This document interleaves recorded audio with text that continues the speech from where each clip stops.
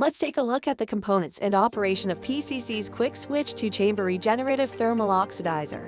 The system achieves 97% thermal energy recovery by storing heat in ceramic media. The white material is ceramic fiber insulation, which maintains a safe external vessel temperature despite internal temperatures that may exceed 1,800 degrees Fahrenheit. The oxidation chamber connects the two heat recovery chambers. It houses the burner. The heart of the RTO is the QS indexing valve. This specialized valve reverses flow direction in the oxidizer to recover energy from the ceramic media. PCC's QS indexing valve has an actuation time of only half a second and uses an air seal.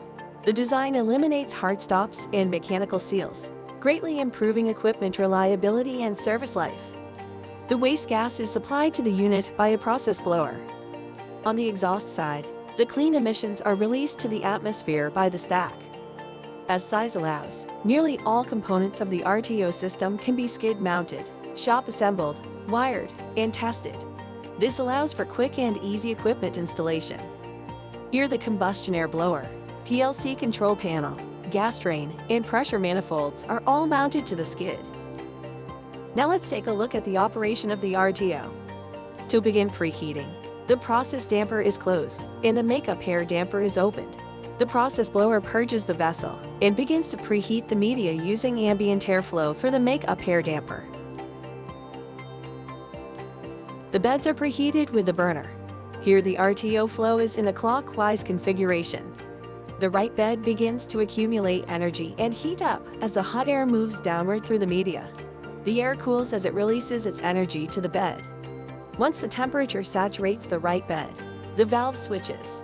The system flow is now in a counterclockwise configuration. The inlet air is being heated from the right bed. The right bed cools as the air moves upward through it. The hot exhaust air is being cooled in the left bed. The left bed is heated and recovers energy as the air moves downward. Once the system has equilibrated and all safety interlocks are met, the process blocking damper is permitted to open. The system is now in normal operating mode. The waste gas is preheated by the left bed. The contaminants, shown in yellow, are destroyed in the oxidation chamber. Heat from the products of combustion is recovered in the right bed. The QS valve switches flow every 2 to 5 minutes in a continuous preheat and heat recovery cycle. This is how RTO systems achieve high destruction performance while greatly reducing fuel usage. In fact, some applications require zero fuel. In this case, the system is maintained solely by the heat release of the gas contaminants. Valve seal air, which still contains unoxidized contaminants, is drawn through the valve and recycled to the inlet of the oxidizer to be treated. This concludes the basic operation of PCC's regenerative thermal oxidizer. The system can achieve high destruction performance of organic emissions from a wide variety of production processes with very low fuel consumption.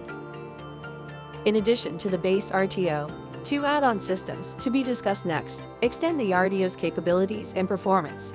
These are the hot gas bypass and puff capture systems.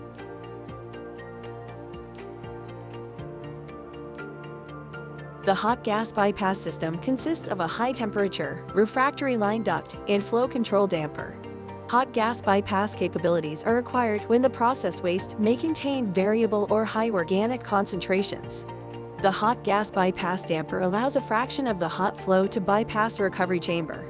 This decreases the overall energy recovery of the system. It allows for safe and stable operation at times when high heat release would otherwise overheat the system. The second add-on RTO option is a puff capture system.